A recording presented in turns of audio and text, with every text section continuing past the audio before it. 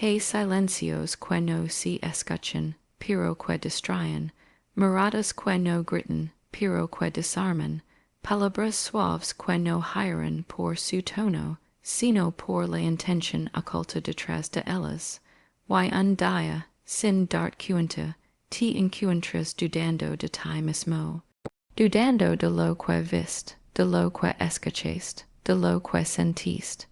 Dudando de tu memoria, de tu intuición, incluso de tu propia cordura. Es el terreno más oscuro del gaslighting. No necesitas que te ataquen para destruir. Basta con que te hagan dudar de tu realidad hasta que tu alma comienza a pedir permiso para existir. Hoy quiero que te detengas un momento y te preguntes algo que quizá has evitado por años. ¿En qué momento dejaste confiar en ti? ¿En qué instante alguien logró convencerte de que tus emociones eran exageradas, de que tus recuerdos eran confusos, de que tus límites eran molestos? ¿Cuándo fue que empezaste a disculpar por sentir, por pensar, por recordar? No naces dudando de ti. A alguien le convenía que lo hicieras, porque el gaslighting no comienza con violencia. Comienza con humanidad, con cariño apparent, con frases como yo no dije eso, estás malinterpretando, eres demasiado sensible. Comienza con la persona que supuestamente te ama más, andot a los ojos mientras te convence de que lo que sientes no es válido. Y tú, que quieres creer en el amor, cedes, calas, te ajustas. Y lentamente empiezas a soltar tu realidad, centímetro a centímetro, hasta que un día te despiertas sin saber dónde estás emocionalmente. Pero déjame decir algo, es vacío que sientes, es nudo en la garganta, esa sensación de que algo no encaja. No es locura, es tu verdad golpeando la puerta, es tu intuición, esa que intenta en silencio, tratando de levantarte, es tu alma pidiendo, dot que escuchas lo que por tanto tiempo te obligaste a ignorar, que mereces claridad, que mereces respeto, que mereces ser dueño de tu historia. Hoy, en este video, no vamos a justificar nada, no vamos a suavizar nada, vamos a encender la luz donde otros quisieran mantener a oscuras, vamos a hablar del gaslighting como lo que es, una manipulación que destruye desde adentro, que rompe sin tocar, que marca sin dejar cicatrices visibles. Y vamos a hacerlo no para revivir el dolor, sino para despertar, porque solo se sana lo que se reconoce, solo se recupera lo que se nombra, solo se renace cuando aceptas que te apagaron, pero no te distraerán. Este es el comienzo de un viaje profundo, un viaje hacia la verdad, et que intentaron robarte. Un viaje hacia la voz que perdiste entre dudas. Un viaje hacia ti. Quedate hasta el final, porque hoy vas a entender algo que puede cambiarlo todo. Nunca estuviste confundido. Estuviste manipulado. Y cuando comprendes eso, el control se rompe, la dignidad vuelve, y tu verdadera realidad, tu realidad, por fin encuentra el camino de regreso a ti. La duda sembrada en silencio es quizá la forma más peligrosa de manipulación, porque no lega con ruido, ni con fuerza, ni con señales evidentes. Lega disfrazada de calma, envuelta en frases que parecen inocentes, en gestos que no parecen malintencionados, en conversaciones donde todo parece normal. Hasta que ya no lo es.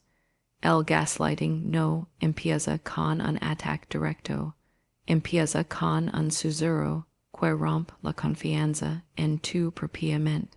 Esa primera vez que te dicen creo que te lo imaginaste, tú no sospechas nada, lo aceptas, te ríes con incomodidad, te dices que quizás si exageraste, que quizá estabas cansado, distraído o emotional.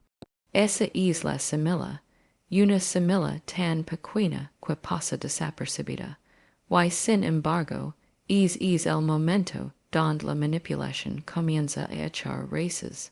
A partir de ahí, cada duda que tú entregues se convierte en tierra fértil para que ellos construyan su poder.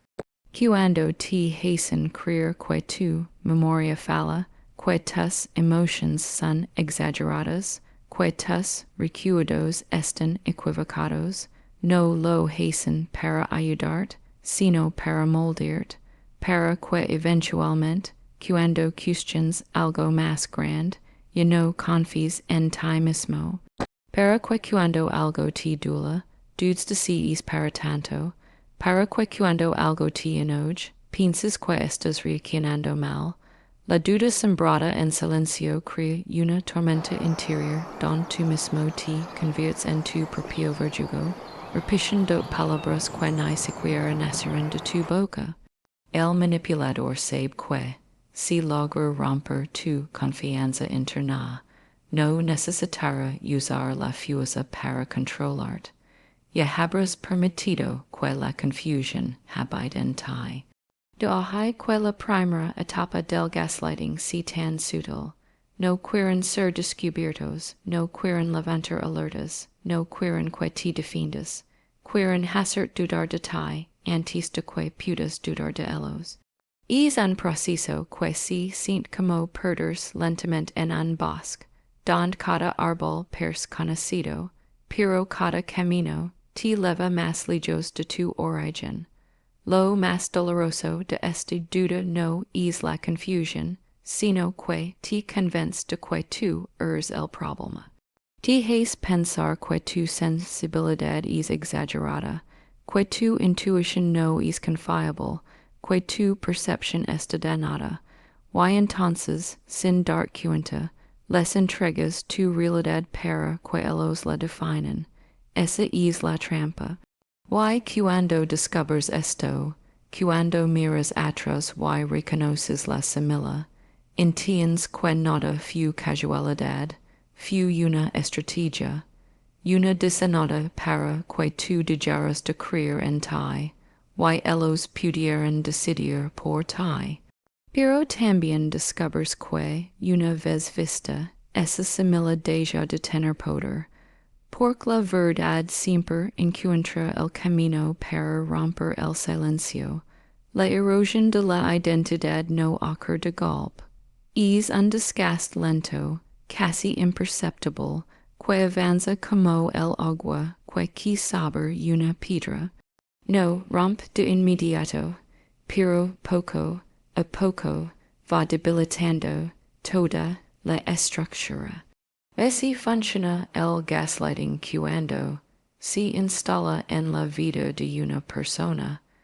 Comienza robando pequeñas certezas, pequeñas convicciones, pequeños fragmentos de quien eres, hasta que un día te miras en el espejo y no reconoces a quien te observa.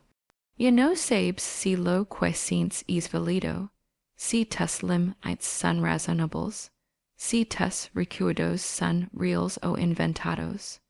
Y es el nivel más profundo del daño. Ya no eres dueño de tu historia interna. La erosión empieza cuando dejas de defender tus emociones porque te hicieron creer que eran exageradas. Continúa cuando minimizas tus propias necesidades porque te repitieron que pedir atención era ser problemático. Crees cuando niegas lo que percibes porque te convencieron de que tus sentidos te engañan. Y llega a su punto más peligroso cuando empiezas a descontar de quien solías ser. La persona fuerte, clara, intuitiva, que antes actuaba sin necesidad de pedir permiso para ser.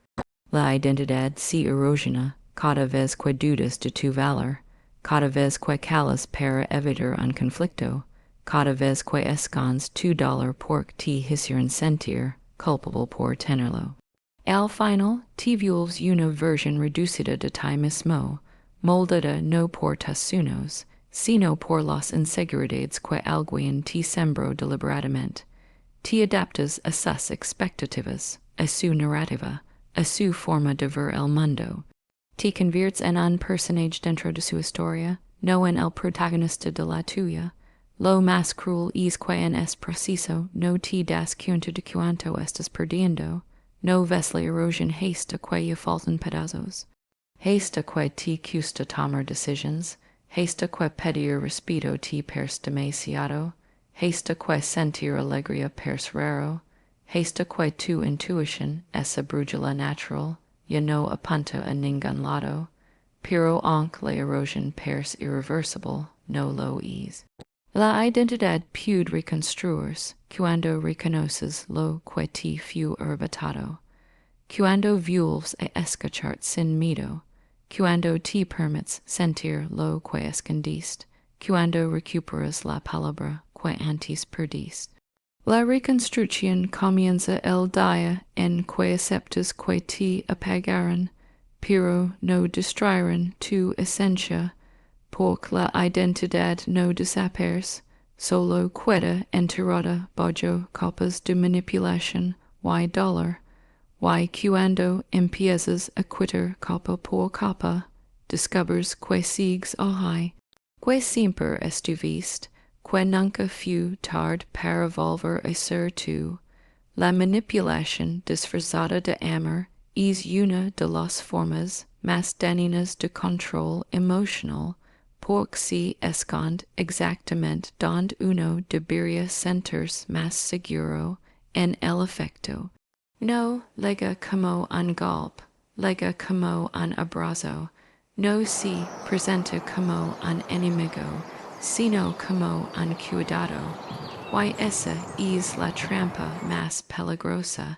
Te manipulan mientras crees que te aprovechan, te hieren mientras piensas que te aman. Te control, and mientras tú agradeces que se preocupan por ti. Todo comienza con gestos que parecen nobles. Lo hago por tu bien. Quiero lo mejor para ti.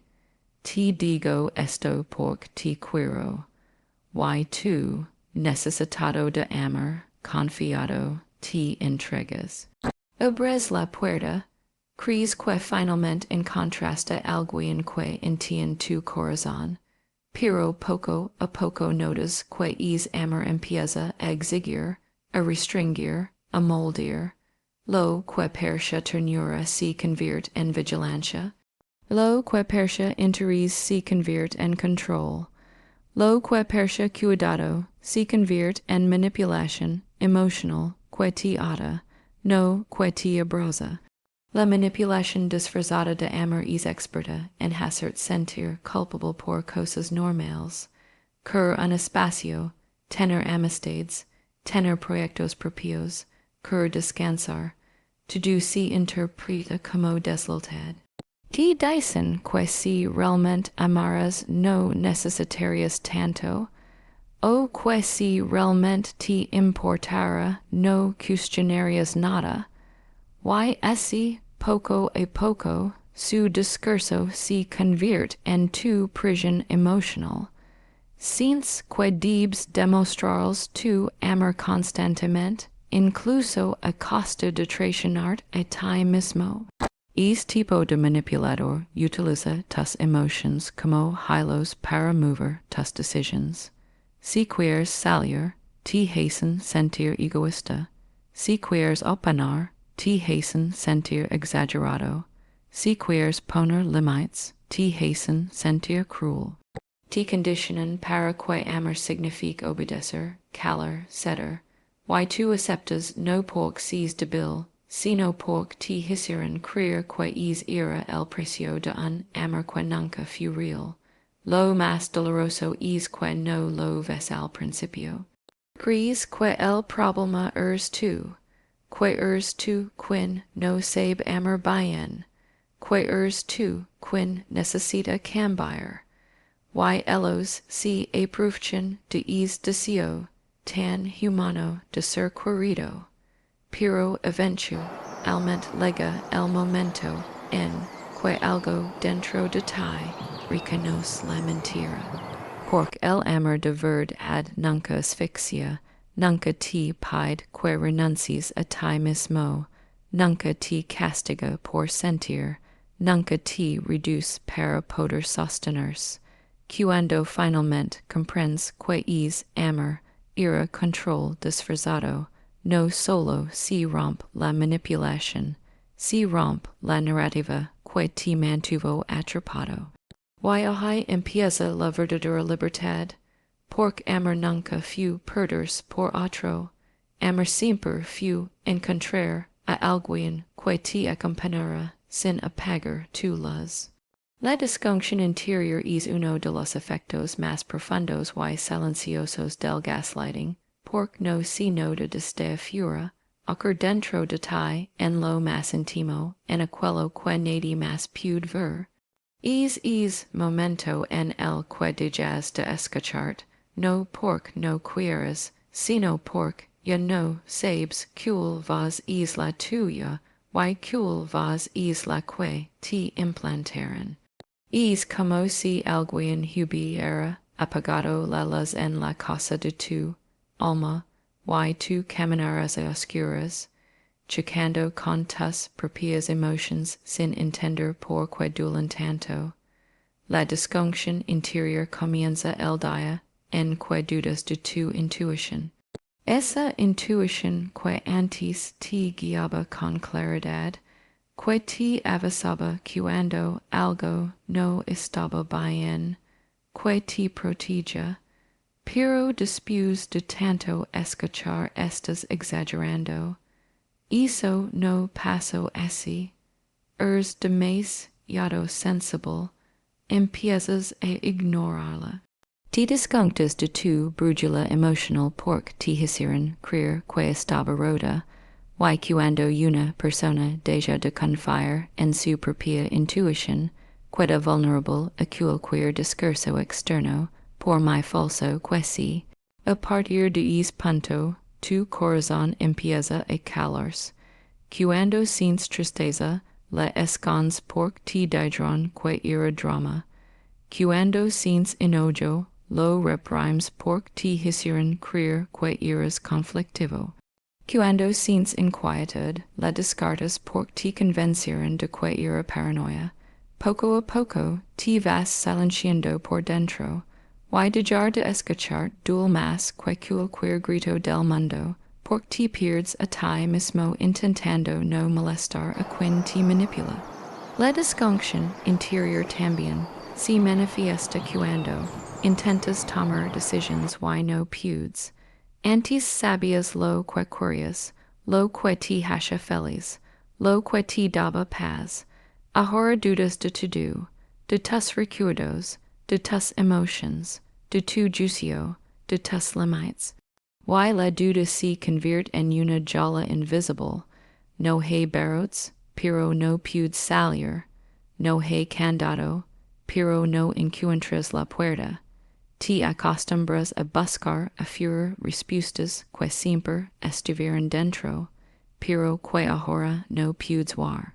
Lo más devastador es que esta disfunción no solo te aleja de ti, también te aleja de las personas que realmente te aman, porque cuando no confías en tu sentir, tampoco confías en las manos que quieren ayudar. Te vuelves una versión más silenciosa, más apagada, más pequeña. Una persona que camina pero no avanza, que siente pero no reconoce, que vive pero no se encuentra. Sin embargo, la disfunción interior no es permanente. Vuelve la conexión cuando empiezas a dar permiso para sentir sin pedir validación. Cuando escuchas de nuevo esa voz suave que dice esto no me gusta, esto me hiere, esto no lo merezco. Cuando recuerdas que tu corazón no se equivocó, fue silenciado. y cuando la divulve su espacio, su fuerza, y su verdad, es reencuentro contigo mismo se convierte en el primer paso hacia la libertad emocional que siempre te perteneció. La confusión como arma es una de las tácticas más efectivas y peligrosas del gaslighting, porque no necesita violencia ni gritos para destruirte. Basta con manipular tu percepción, alterar pequeños detalles y hacer dudar de lo que viste, escuchaste o sentiste. La confusión es su terreno favorito, porque mientras tú buscas claridad, ellos buscan enredarte. Mientras tú intentas comprender, ellos intentan desorientarte. Y cuando alguien te confunde de forma constante, poco a poco te convierte en dependiente de su versión de la realidad. El manipulador sabe que una persona confundida es una persona vulnerable. Por eso te dice un día una cosa y al siguiente te dice lo contrario. Te promete algo y después lo niega. Te hace sentir irrespecial y luego te hace sentir insignificante. Te da cariño en la mañana y te frialdad en la noche. Este vaivén emocional es intencional. Buscan que tu mente no tenga un punto fijo al cual aferrarse. Es como intentar caminar sobre arena movediza. Cada paso que das se hunde un poco más. La confusión también se utiliza para desgastarte emocionalmente. Cuando cuestionas algo, te devuelven una respuesta que no tiene sentido, pero que suena segura. Cuando expresas molestia, ellos te responden con una historia que te hace sentir culpable.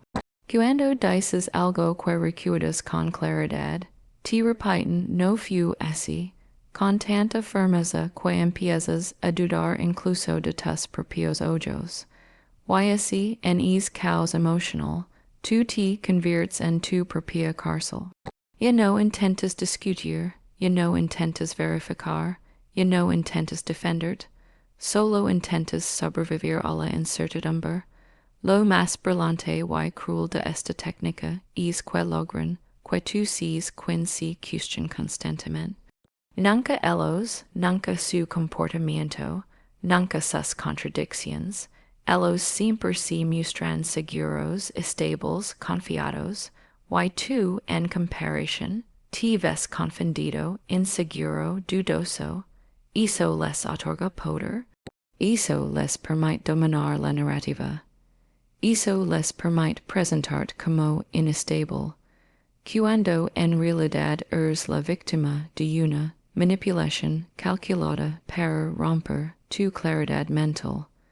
La confusión como arma no solo te quita la paz, te quita la capacidad de nombrar lo que está pasando. Y cuando no puedes describir el abuso, empiezas a dudar de si realmente existe. Ahí es donde ellos ganan, cuando logran que tu propia mente sea su aliada sin que tú lo sepas, pero la confusión pierde fuerza el día en que te detienes un momento y observas el patrón. Cuando reconoces que nadie puede amar a alguien y al mismo tiempo desorientarlo para tener control.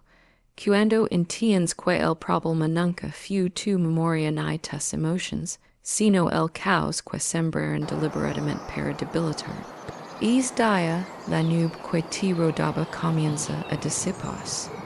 Es día descubres que la claridad estaba dormida, no perdida. Es día recuperas tu poder interior. El despertar doloroso es momento decisivo en el que algo dentro de ti, aunque esté herido, cansado y confundido, decide abrir los ojos. No ocurre con un grito, ni con una revelación dramática, ocurre con una incomodidad profunda, una sensación que no puedes seguir ignorando. Es instante en el que tu mente y tu alma parecen susurrarte. esto no esta bien, y lo sabes. Es despertar no lega cuando ya no dual. Lega precisamente cuando dual más. Porque es el dollar el que te obliga a mirar la verdad que antes evitabas para poder sobrevivir. El despertar doloroso se siente, al principio, como una traición a ti mismo. Como si cuestion lo que vives fuera un acto de ingratitud, de exageración, de debilidad. Te preguntas si estás siendo injusto, si estás imaginando cosas, si realmente tienes derecho a sentir así. Pero esa duda no viene de tu conciencia, viene de todo lo que te enseña durante el proceso de manipulación, y aún así, a pesar de todo es condicionamiento, algo dentro de ti insiste en buscar claridad. A veces el despertar llega con un detalle pequeño, una frase que no encaja, un gesto que te hiere más de lo normal, una contradicción que no puedes explicar. Otras veces llega después de un límite que finalmente se rompe, una humiliación demasiado grande, una mentira demasiado evidente, una falta de respeto imposible de justificar. No importa cómo leg, lo importante es que lega. Y cuando lo haces, tu mundo interior cambia para siempre. Es despertar es doloroso porque te obliga a enfrentar la realidad que esconde despojo capas de esperanza. Te obliga a admitir que algo que llamabas amor quizá era abuso. Te obliga a ver que alguien que deseas proteger quizá te estaba distrayendo. Te obliga a aceptar que no estabas loco, que no exagerabas, que tu intuición gritaba y tú la calabas para preservar la relación. Esa verdad pesa, esa verdad duele, pero también libera. El despertar también viene acompañado de una mezcla de miedo y fuerza. Miedo porque sabes que cuestionar lo que vives significa cambiarlo, y cambiar duele. Pero fuerza porque reconocer la verdad es un acto de valencia que marca el inicio de tu recuperación. Es instante en el que te dices esto no es normal. Es el mismo instante en que empiezas a recuperar tu identidad, tu voz, tu autonomía. El despertar doloroso no es el final, es el inicio. Es la primera grieta en la fachada del gaslighting. Es la luz entrando por una rendija que te permite ver lo que antes estabas obligado a ignorar. Y aunque duele, es el primer paso hacia tu libertad emocional. Porque nadie puede sanar sin antes reconocer lo que lo hirió. Y es reconocimiento, aunque quim, es la chispa que enciende de tu regreso a ti mismo. La validación que cambia vidas es momento sagrado en el que alguien, una persona, un terapeuta, un amigo, un video, un libro, incluso una simple frase te mira a los ojos, literal o simbólicamente, y te dice, lo que viviste fue real. Esa validación no es una simple confirmación, es un acto de rescate. Es la cura que te lanzan cuando lavabas meses, quizá años, hundiendo en un mar de dudas, culpa y confusion. Porque cuando has sufrido gaslighting, nada es más transformador que escuchar que no estás loco, que no inventas nada, que tus emociones son legítimas, que tu dolor tiene sentido. La validación te devuelve algo que el manipulador intentó robar, tu voz interior. Durante tanto tiempo te hicieron creer que tus recuerdos eran una distorsión, que tu experiencia era exagerada, que tus límites eran egoístas, que tu sensibilidad era una falla. Hasta que llega alguien que te escucha sin juzgar, que observa el patrón que tú, no podias ver desde dentro, que conecta los puntos que tú tenías dispersos, y en es instante todo cambia, es como si la niebla que rodaba tu mente empezara a levantarse. Esa claridad que creas perdida regresa con una fuerza inesperada. La validación que cambia vidas también dual, por confirma que lo que sospechabas en silencio era cierto. Te das cuenta de que no era un mal día, no era Esther's, no era tu carácter. Era abuso emocional, y aceptarlo dual tanto como libera. Dual pork tines que enfrentar la traición, la manipulación, la mentira. Pero libera pork finalmente tines permiso de creer en ti, en tu intuición, en tus recuerdos, en tu verdad. Loher, mozo y poderoso de la validación, es que te conecto de nuevo contigo mismo. Antes necesitabas que el manipulador te dijera cómo sentir. Ahora empiezas a escuchar tus propias emociones con respeto. Antes pedías permiso para tener dolor. Ahora reconoces que tu dolor no necesita justificación. Antes dudabas de cada paso. Ahora comienzas a dar pasos conscientes, aunque sean pequeños, hacia tu recuperación. A veces la validación llega tarde, pero nunca demasiado tarde. Puede venir después de que saliste de la relación, después de que tocaste fondo emocionalmente, después de que te rompiste una y otra vez.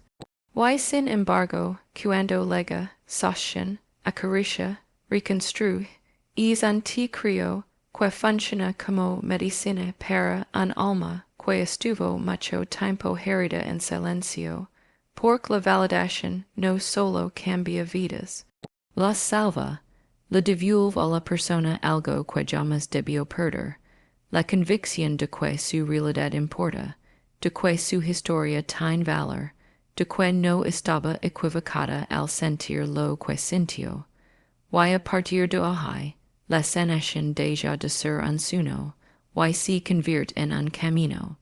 El regreso a uno mismo es uno de los procesos más poderosos después del gaslighting, porque no se trata solo de sanar, sino de reconectar con esa versión auténtica que fuiste antes de que alguien manipulara tu realidad.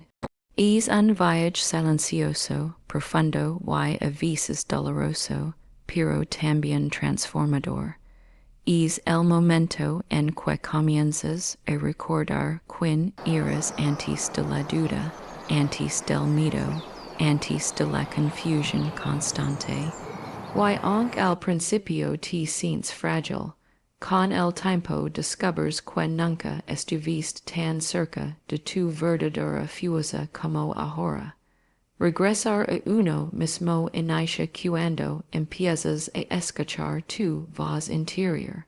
Esa voz que fue minimizada, ridiculizada o ignorada por tanto tiempo.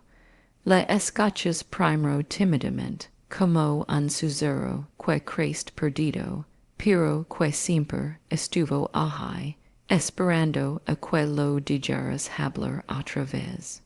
Y poco a poco, esa voz recupera claridad, empieza a decir lo que realmente sientes, lo que realmente quieres, lo que realmente necesitas. Es entonces cuando entiendes que tu intuición no estaba rota, simplemente fue silenciada. Este regreso también implica reconectar con tus emociones. Después del gaslighting, sentir da miedo, porque alguien te convenció de que tus emociones eran inválidas o exageradas. Pero al volver a ti, permites que tus sentimientos te hablen. La tristeza ya no es debilidad, el enojo ya no es una amenaza, la alegría ya no es sospechosa. Empiezas a vivir tus emotions sin pedir permiso para sentirlas y sin disculparte por experimentarlas. Parte de este proceso también es recordar tus limites. Esos limites que fueron cruzados tantas veces que terminaste creyendo que no tenías derecho a ponerlos. Regresar a ti significa reconocer que tus limites son tu seguridad emocional, tu dignidad, tu paz. Aprendes a decir no, sin culpa, basta, sin miedo, y esto no es para mí, sin sentir que debes justificarlo. Recuperas el poder que entregaste sin darte cuenta. El regreso a uno mismo no ocurre de la noche a la mañana. Es un proceso progresivo. Un día avanzas 3 pasos y al siguiente retrocedes uno. Pero incluso esos retrocesos forman parte de la sanación. Por cada vez que eliges volver a ti, aunque sea un poquito, estás reconstruyendo la confianza que te quitaron. Estás reconectando con tus valores, tus sueños, tu esencia. Lo más hermoso de este proceso es que descubres partes de ti que creas destruidas, pero que solo estaban dormidas. Te vuelves más consciente, más fuerte, más firme, más tú.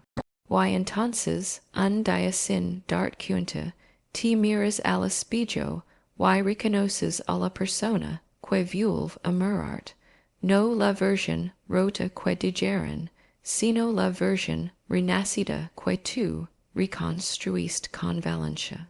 Porque regresar a uno mismo no es volver a ser quien eres, es convertirte en alguien que, por fin, se elige a sí mismo. El poder de nombrar lo que te hicieron es uno de los actos más liberadores de todo el proceso de sanación, porque durante el gaslighting te entren, precisamente para no poner nombre a nada, te enseñan a minimizar, a justificar, a negar, a calar. Te acostumbran a pensar que no era para tanto, que son cosas que pasan, que tú también provocas. Por eso, cuando finalmente te permites identificar el abuso por lo que realmente fue, ocurre una transformación profunda. La verdad deja de ser un susurro interno y se convierte en una declaración que te devuelve el control de tu historia. Nombrar lo que te hicieron es romper el hechizo. Es mirar de frente lo que por tanto tiempo tuviste que ver de reojo. Es decir, esto fue manipulación, esto fue abuso emocional, esto fue gaslighting. Y aunque esas palabras pueden doler, también liberan, porque las palabras tienen poder. Poner nombre a la herida permite entenderla, atenderla, sanarla. Lo que no se nombra se queda atrapado en el cuerpo como un nudo, como una carga que no sabes de dónde viene.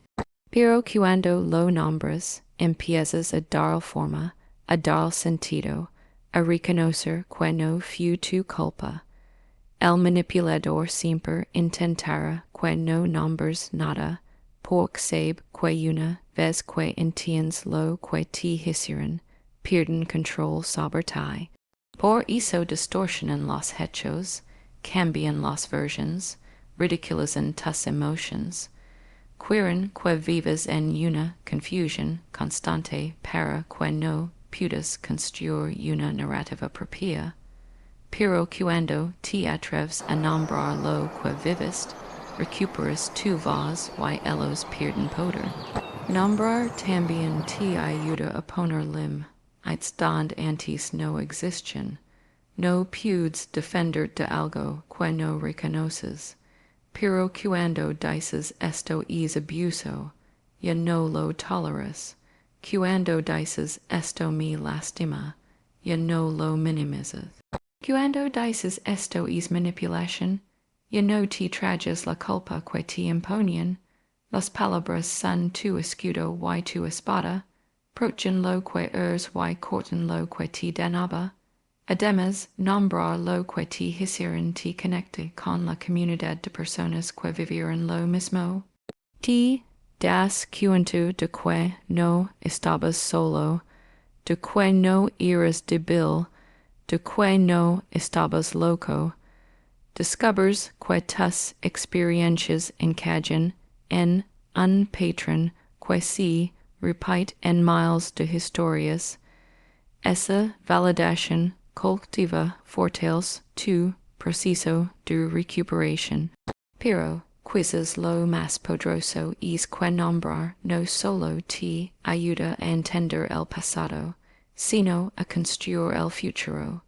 Porque cuando reconoces el abuso, empiezas a construir relaciones basadas en respeto, límites y autenticidad. Nombrar es un acto de dignidad, un acto de valencia, un acto de amor propio. Es el momento en que tomas la pluma y empiezas a reescribir tu historia con la verdad como aliada. Y en esa honestidad contigo mismo nace tu libertad. La libertad emocional es el destino final después de atreve ser el infierno silencioso del gaslighting. No es simplemente sentirse bien, ni pasar página, ni seguir adelante. Es mucho más profundo, más sagrado, más transformador. Es recuperar la capacidad de sentir sin miedo, de pensar sin culpa, de decidir sin pedir permiso, de vivir desde tu verdad, y no desde la manipulación que te impusieron. La libertad emocional es el momento en el que tu corazón respira de nuevo y tu mente deja de luchar contra sí misma. Al alcanzar esta libertad, te das cuenta de que ya no reaccionas desde el trauma, sino desde la conciencia. Antes, cualquier palabra, gesto o silencio podía desestar. Belizard por eras prisionero de una estructura emocional que no construís tú. Ahora, en cambio, empiezas a notar que ya no te afectan las viejas tácticas, que ya no te enredan las dudas, que ya no te control, en las culpas que te habían programado. Has roto los hilos invisibles que te movían como marion tu emocional. La libertad emocional también se manifiesta en la capacidad de volver a confiar en tu intuición. Esa intuición que negas tantas veces para sobrevivir, ahora regresa con más fuerza que nunca. Vuelve a guiarte, vuelve a alertarte, vuelve a decir esto sí, y esto no. Y lo más hermoso es que esta vez la escuchas, esta vez la respetas. Esta vez la eliges sin miedo a equivocarte, porque entendiste que equivocarse es humano, pero entregar tu vida emocional a otro es una injusticia contigo mismo. Otro signo de libertad es la recuperación del amor propio. Ya no te conformas con migajas emocionales, ya no aceptas relaciones que te desgastan, ya no justificas comportamientos que te hieren. Aprendiste a poner límites, no como muros para aislarte, sino como puertas que decides quien cruza. Aprendiste a hablar con claridad, a decir lo que sientes, a defender tu paz. Y entiendes que protegerte ya no es egoísmo, es supervivencia, es dignidad, es madurez emocional. La libertad emocional también te permite sentir alegría genuina, algo que el gaslighting te robó sin que lo notaras. Recuperas la risa, el entusiasmo, el deseo de creer, de amar, de construir una vida donde tú seas la prioridad. No porque quieras huir del pasado, sino porque finalmente entendiste que mereces una vida donde no tengas que dudar de cada paso que das.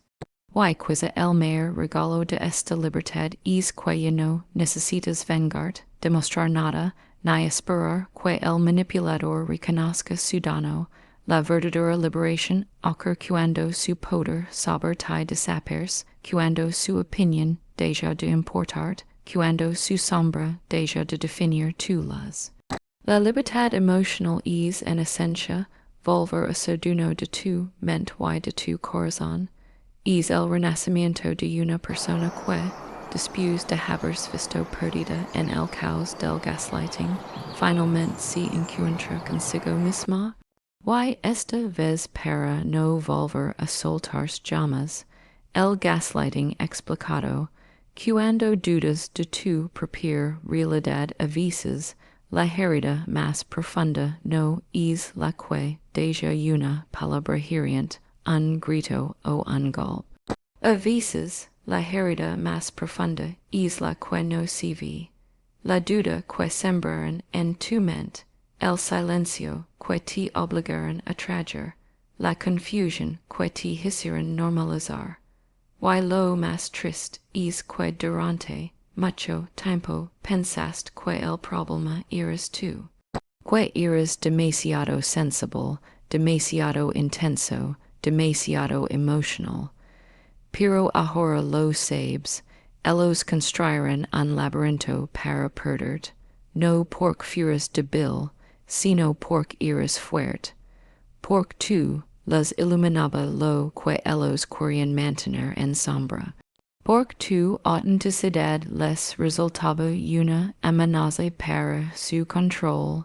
Hoy, mientras cierras este mensaje, quiero que entiendas algo que quizá nunca te dirán. No estás roto, no estás loco, no estás exagerando, no estás inventando nada.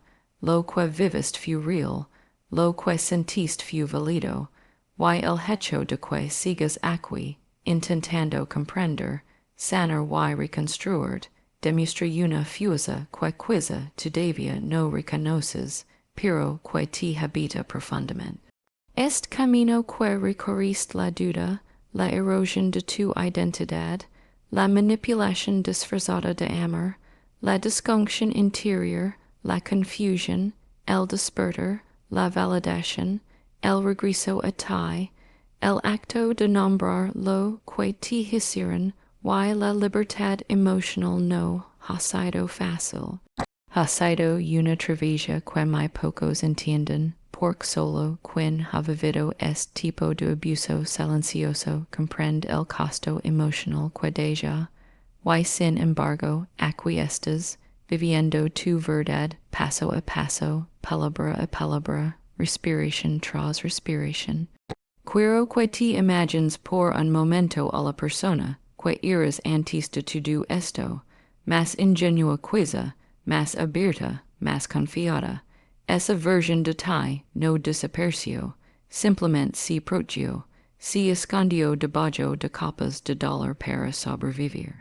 Pero esta ahí, y ahora que comprendes lo que te hicieron, ahora que puedes ver el patrón, ahora que puedes nombrarlo sin temblar, esa versión de ti comienza a emerger, no como antes, sino más fuerte, más sabia, más consciente. La verdad, aunque dura, libera, y tú has tenido el valor de enfrentarla, has tenido la valencia de mirar a tus heridas de frente, sin negar lo que realmente fueron, y eso, aunque hoy te parezca pequeño, es una victoria inmensa, es el principio de una vida donde no entregas tu poder, donde no silencian tu intuición, donde no permites que nadie te haga dudar de ti. La libertad emocional no lega de la noche a la mañana, pero lega cuando vuelves a escucharte, lega cuando dices esto no lo acepto más, lega cuando el miedo deja de gobernarte, lega cuando te eliges, y legara para ti, porque desde los pasos más difíciles, reconocer lo que viviste y atrever a buscar tu verdad.